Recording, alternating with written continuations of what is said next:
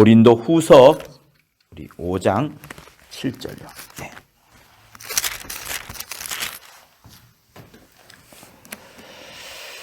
한 절 두 번 읽겠습니다. 이는 우리가 믿음으로 행하고 보는 것으로 하지 아니함이로라. 이는 우리가 믿음으로 행하고 보는 것으로 하지 아니함이로다. 여러분, 코로나19가 우리에게 굉장히 어려운 신앙생활을 요청을 했습니다.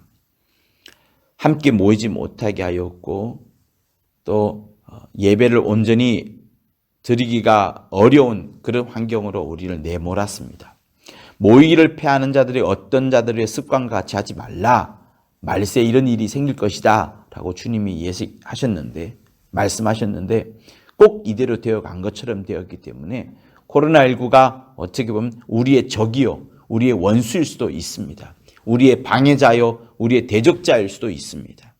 그러나 여러분, 목회자는 기도합니다. 그리고 여러 목회자들이 함께 기도하면서 하나님의 뜻을 얻기도 합니다. 하나님의 계획을 어렴풋이 만져보기도 합니다. 부족하지만 저는 3가지 정도가 생각이 났습니다. 무엇이 생각이 났느냐? 코로나19가 우리에게 알려준 것 3가지 정도가 있는 것 같아요. 블로그에도 제 개인적으로 쓰기도 했었지만 코로나19가 우리에게 알려준 것 3가지 정도가 있습니다. 첫 번째는 신천지가 만천하에 드러났습니다.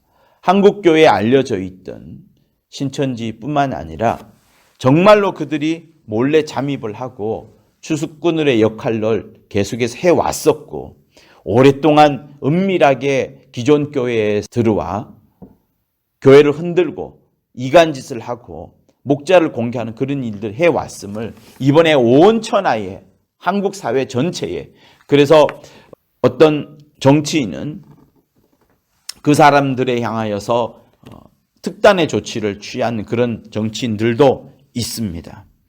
신천지가 만천하에 드러나게 된 것은 코로나19의 역할이었습니다. 그들을 뿌리째 흔드는 것은 한국교회에 엄청난 유익이 될 것이 분명합니다. 왜? 그들의 포교 방법, 그들의 여러 또 리스트들이 다시는 그들이 활동하지 못하도록, 적어도 한국교회에 더 높은 경각심을 일으킬 수 있는 그런 방법이 되기 때문에 한국교회는 굉장한 유익이 되었다는 것은 거부할 수 없는 사실인 겁니다. 그리고 두 번째는 무엇인가 하면 우리 모두가 느끼는 겁니다. 그리고 전 세계인이 더 특별히 느끼는 것일 수도 있습니다. 그것은 뭔가 하면 사람이라는 것은 절대 무력하구나. 율법 앞에서 우리가 느끼는 것이 무엇입니까? 율법을 처음에는 한두 가지에 지켜내지만 점점점 더 늘어나는 율법, 해석을 통하여서 더 강화되는 율법을, 또 주님이 우리에게 말씀하신 율법은 얼마나 더 엄격합니까? 우리의 심령을 통째로 억제하지 않습니까? 그러니 여러분, 이 율법이라는 것이 무섭고 율법이라는 것 앞에 딱 서면 인간은 절대로 망할 수밖에 없는 존재구나.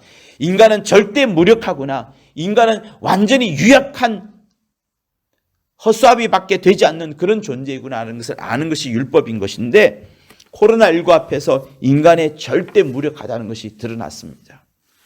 세계 최대의 항공모함이 멈춰버렸어요. 움직일 수가 없습니다. 밀폐된 그 공간에서 더 급격하게 퍼져나가기 때문에 눈에 보이지도 않습니다. 언제 들어왔는지, 언제 감염이 되었는지 모를 정도로 은밀하게 바이러스가 들어왔고, 그래서 온 세계가 지금 경각심에 빠져 들어가 있습니다. 첨단 과학, 첨단 무기, 심지어 최고 권력자도 도망가야 되는 현실들이 바로 코로나19 앞에서 드러났습니다. 인간의 지혜 소용없구나. 인간의 권력 위대하지만 눈에 보이지 않는 바이러스 앞에 한염없이 무너지는구나. 물질들도 여러분, 코로나19에 감염이 되면 최대 빨리 몇 주 안에도 죽습니다. 아무리 돈이 많으면 뭐합니까? 백신이 없는데 물질도 다 쓸모없는 것이 됩니다. 그러므로 여러분, 하나님께서 코로나19를 통해서 또다시 우리에게 말씀해 줍니다. 너희들은 절대 무력하다, 연약하다, 율법을 통해서도 알지 않았느냐?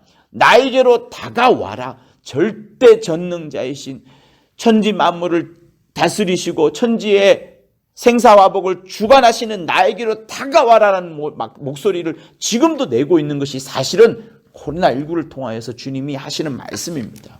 하나님이 하시는 말씀입니다. 그러므로 사랑하는 성도 여러분, 우리는 인간이라는 것은 절대로 무력하다는 사실, 지혜를 의지하지 말고 권력을 의지하지 말고 재물을 의지하지 말고 첨단 과학을 의지하지 말고 앞서가는 핸드폰이나 앞서가는 문명을 의지하지 말고 여기에 기쁨을 누릴 것이 아니라 하나님을 바라보면서 이 땅을 넘어 저 하늘을 바라볼 수 있는 여러분이 될 수 있을 것을 예수 이름으로 부탁을 드립니다. 그리고 세 번째, 여러분 함께 예배하지 못하는 것은 매우 안타까웠습니다. 우리 성도들끼리는요.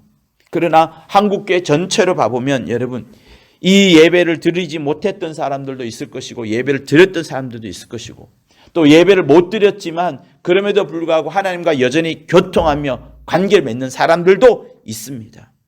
즉 다시 말하면 누가 진짜 신자였는지 누가 가라지였는지 이것을 알 수 있게 되었어요.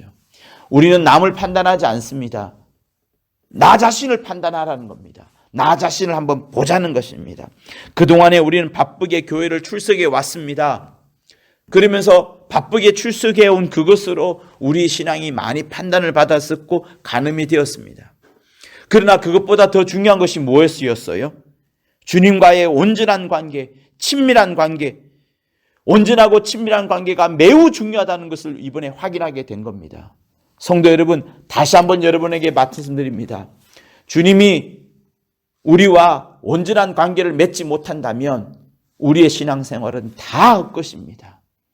내가 의로운 삶을 살아가는 것, 내가 이웃을 돕는 봉사로 충만한 것, 내 기도에 열심히 빠져들어서 이 기도 생활을 즐거워하는 것, 하나님의 응답을 받는 것 다 좋지만 여러분 하나님과의 나의 관계가 완전하냐?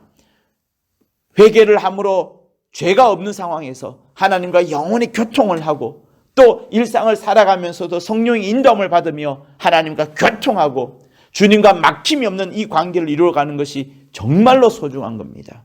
그러므로 코로나19가 가르쳐준 빅피처 세 가지, 신천지를 만천하에 드러내었고 인간의 절대 무력함이 드러났었고 알곡과 가라지가 나타나는 신앙이 이 코로나19를 통하여서 드러났던 것처럼 다시 이런 어려운 시대가 오기 이전에, 어려운 일들이 터지기 전에 우리 신앙을 점검해보는 여러분, 귀한 여러분이 될 수 있을 것을 예수 이름으로 부탁을 드립니다. 꼭 여러분 내 신앙을 점검해봄으로써 주님이 가장 기뻐하는 여러분이 될 수 있을 것을, 가장 하나님이 기뻐하시는 성락인이 될 수 있을 것을 예수 이름으로 부탁을 드립니다. 할렐루야.